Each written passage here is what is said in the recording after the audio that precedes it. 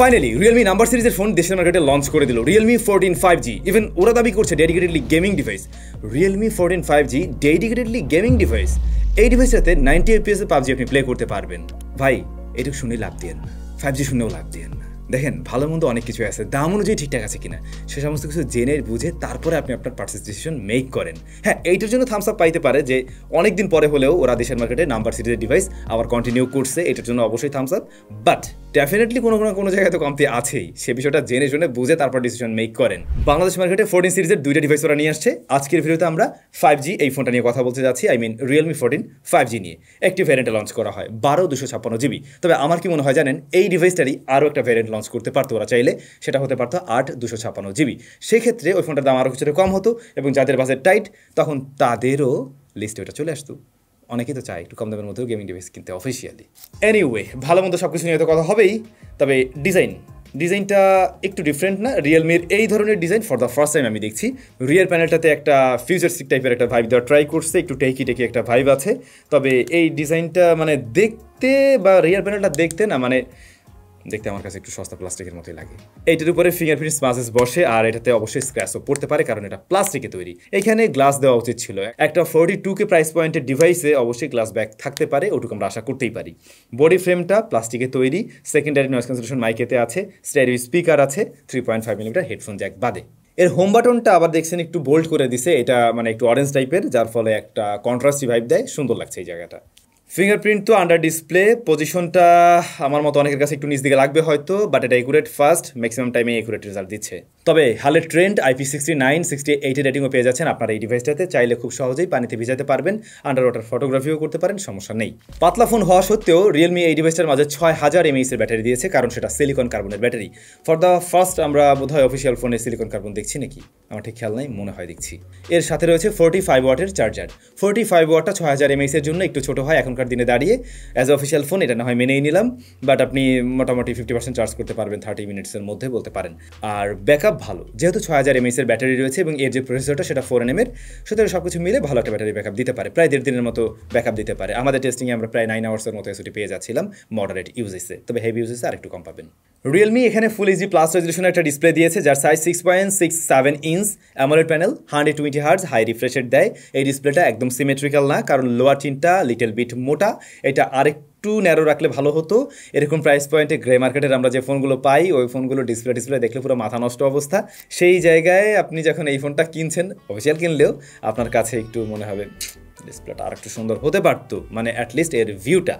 তবে 2000 nits pick brightness ভাই আপনি পেয়ে যাচ্ছেন, তো ব্রাইটনেস যথেষ্ট ভালো, ইনডোর আউটডোর স্ট্রাগল ফ্রি আমরা ব্যবহার করতে পারছি।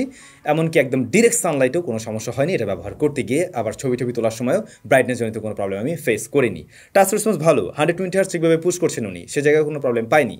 ওয়াইড-ভাইন L1 এর সাপোর্ট রয়েছে এবং এর স্ক্রিন টু বডি রেশিও হলো 87% আর PPI 395। তো একেবারে স্পেশাল কোনো ডিসপ্লে না, একটা বেসিক টাইপের ডিসপ্লে, যা আমরা হয়তো অ্যারাউন্ড 30K প্রাইস পয়েন্টের অফিসিয়াল ডিভাইসও পেয়ে যাই, ওরকম কিছুই। আমি ডিসপ্লেতে আর একটু এক্সপেকটেশন রাখছিলাম যখন আমি 42K প্রাইস পয়েন্টে ডিভাইসটা কিনছি, রাইট? অ্যাটলিস্ট রেজলিউশন আর একটু বেশি থাকতে পারতো। যাই হোক, এই ফোনটা মূলত গেমিং ফোন, চলুন আমরা একটু গেমিংয়ে ফোকাস করি। ডিভাইসটাতে প্রসেসর হিসেবে রয়েছে কিন্তু Qualcomm Snapdragon 6 Gen 4, যা 4nm এর একটি প্রসেসর, Adreno 810 এর গ্রাফিক সেকশনে রয়েছে। অন্যদিকে এই ফোনটা আউট অফ দ্য বক্স আপনারা পেয়ে যাচ্ছেন Android 15-এ, সেই সাথে Realme UI 6.0 রয়েছে, আর 12GB RAM 256GB স্টোরেজ। এই যে প্রসেসরটা Qualcomm Snapdragon 6 Gen 4, এটাকে আপনি কার সাথে কম্পেয়ার করতে পারেন? কোন প্রসেসর? যদি মিডিয়াটেকের সাথে কম্পেয়ার করেন, Dimensity 7300 সাথে কম্পেয়ার করতে পারেন। সিপিইউর দিক থেকে এই প্রসেসরটা বরং একটু এগিয়ে আছে, একদম কিঞ্চিত। জিপিইউর দিক থেকে আবার মিডিয়াটেক Dimensity 7300 বা 7400 দুটাই হালকা একটু এগিয়ে আছে।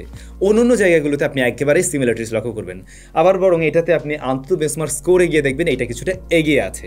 যদি হেড টু হেড কম্পিটিশনের কথা বলি কোনো প্রসেসর, তাহলে ওই Dimensity 7300 আসে মূলত। আই হোপ আপনি মোটামুটি ক্লিয়ার এইটা আসলে কোন জায়গার একটা প্রসেসর বুঝতে পারছেন। যেহেতু নতুন চিপ, আপনারা এটার সম্বন্ধে তেমন কিছু জানেন না, আর এটা 4nm হওয়াতে ব্যাটারি কম বার্ন করে। এমনকি অতিরিক্ত হিটও জেনারেট করে না রেগুলার ইউসেজে, প্লাস গেমিং টাইমেও। হ্যাঁ, এটা দিয়ে পাবজির ক্ষেত্রে আমরা দেখছিলাম 90 FPS পাওয়া যাচ্ছে। ইভেন এইটাতে গেমিংয়ের জন্য বেশ কিছু ডেডিকেটেড মোডও দেওয়া আছে। সাইড বার থেকে আপনারা গেমিংয়ের জন্য আলাদা আলাদা মোড পেয়ে যাবেন, যেমন জিটি মোড রয়েছে, নর্মাল মোড রয়েছে, তারপর জিটি বুস্ট রয়েছে, যেগুলোতে আপনারা যে গেম বুস্ট করবে এবং সর্বোচ্চ পারফরমেন্স দিতে পারে তখন এর প্রসেসরের। আবার নোটিফিকেশন সব কিছু অফ করে রাখার ব্যবস্থা রয়েছে। ইভেন বাইপাস চার্জিং সিস্টেম ওটা সাপোর্ট করছে। যারা গেমিং করবেন, গেমিংয়ের টাইমে আপনি চাইলে চার্জে লাগিয়েও গেমিং করতে পারবেন। সেক্ষেত্রে ব্যাটারি ব্লাস্ট হয়ে যাওয়ার পসিবিলিটি নেই, কারণ বাইপাস চার্জিং টেকনোলজি এতে দেওয়াই আছে। আচ্ছা, পাবজির ক্ষেত্রে আমরা স্মুথ এক্সট্রিমে মানে 90 FPS যখন প্লে করছিলাম, সেক্ষেত্রে আমরা দেখলাম এটা মোটামুটি 83 to 90-র মধ্যেই FPS ওঠানামা করছিল ইন্টেন্স মোমেন্টে গিয়ে। সেক্ষেত্রেও আমি অ্যাভারেজে আর কি সব মিলে বলতে পারি 40 মিনিট গেম প্লের কথা যদি বলি, সেক্ষেত্রে বলা যেতে পারে এটা 84 এরকম অ্যাভারেজ আপনি ধরতে পারেন। তবে ভাইজান, গেমিংয়ের সময় যখন রেকর্ডিং অন করছিলাম, ওদের ওই যে গেম মোড থেকে রেকর্ডিং যখন অন করে দিচ্ছিলাম, তখন আমরা দেখলাম যদি 90 FPS খেলেন সেটা 62তেও চলে আসছিল, বিশেষ করে অ্যাকশন মোমেন্টে গিয়ে। অ্যাকশন মোমেন্ট থেকে বেরিয়ে আসলে আপনি দূরে বসে দৌড়দৌড়ি করছেন, তখন আবার এটা ওই 88 এর মাঝে থাকে। বাট যখন এই অ্যাকশন মোমেন্টে চলে যায়, তখনই এটা 62, 60 এর ঘরে চলে আসছিল। কিন্তু আপনি রেকর্ডিং যদি অফ করে দেন, সেক্ষেত্রে কিন্তু আপনি ওই যে দেখবেন 80-র মধ্যেই ঘোরাফেরা করে, 83 থেকে 90-র মধ্যেই ঘোরাফেরা করে। সো রেকর্ডিং দিলে পরে ফোনটার উপরে ভালো প্রেশার দেয়, এটুকু বোঝা যায়। বাট স্টিল এরকম প্রাইস পয়েন্টে অফিসিয়াল যত ডিভাইস রয়েছে তাদের থেকে পাবজিতে আপনি একটু বেশি মজা পাবেন, এটুকু বলাই যেতে পারে। আবার আপনি চাইলে HDR এক্সট্রিমেও প্লে করতে পারবেন এই ফোনটা দিয়ে, তখন ফোনটা একটু চপি ভাব দেয় বা একটু লাগের দেখা আমি পেয়েছি। অন্যদিকে গেনশন ইম্প্যাক্টও আমরা যদি ট্রাই করি, গেনশন ইম্প্যাক্টেও আমরা কাস্টম গ্রাফিক্স 60 FPS প্লে করে দেখছিলাম। সেক্ষেত্রেও আমি এই ফোনটা থেকে কিন্তু 55 থেকে 60-এর মাঝেই ঘোরাফেরা করতে দেখছি মোস্টলি। কয়েকবার 47-48-এর ঘরেও আসতে দেখেছি। অ্যাভারেজের ক্ষেত্রে এটাকেও এরকম আপনি 54 এর আশেপাশে রাখতে পারেন আর কি। এর বাইরেও ট্রাই করি ফ্রি ফায়ার। পাবজির ক্ষেত্রে তো দেখলেনি যথেষ্ট ভালো রেজাল্ট দেয়, ফ্রি ফায়ারে আরও স্মুথ রেজাল্ট দিচ্ছিল এই ডিভাইসটা। আমরা ট্রাই করছিলাম COD, call of duty mobile, সেখানেও কিন্তু একদমই স্টেবল পারফরমেন্স দিতে পারছে। ইভেন গ্রাফিক্স সেশনে ভালো ছিল। বাই দ্য ওয়ে, এই ফোনটার ওই যে গেমিং মোডে গিয়ে আপনি চাইলে গ্রাফিক্সের কালারটা আর একটু বুস্ট করতে পারবেন, তখন দেখতে আরও বেশি ভালো লাগে। একে তো অ্যামোলেড প্যানেল, বরং ওখানে দেখতে আরও বেশি ভালো লাগে আর কি। রিয়েলমি এই ফোনটা গেমিংয়ের জন্য একটু স্পেশাল, এটা বলা যাচ্ছে। তবে আপনি যদি কিনা ওই যে গ্রে মার্কেটের সাথে কম্পেয়ার করে বলেন, তাহলে তো অবশ্যই এর চাইতে অনেক বেটার ডিল পাবেন। এখন অফিসিয়াল ফোনকে আসলে গ্রে মার্কেটের ফোনের সাথে কম্পেয়ার করার কোনো মানে হয় না, করা উচিতও না।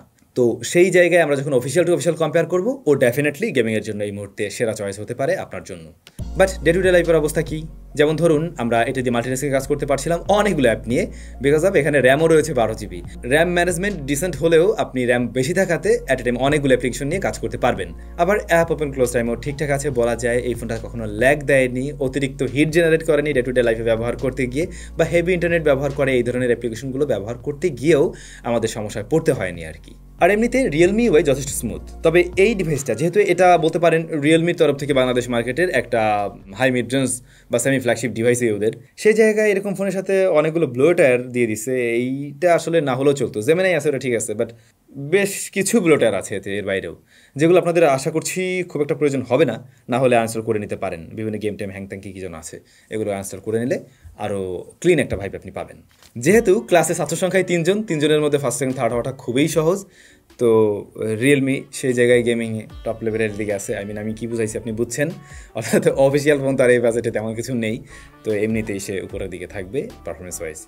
বাট কমতির জায়গাও আছে ভাইজান। ক্যামেরা, রিয়ারে একটা ক্যামেরাই আছে কাজের, 50 মেগাপিক্সেলের, এরপরে একটা ওই যে সহকারী সেন্সর।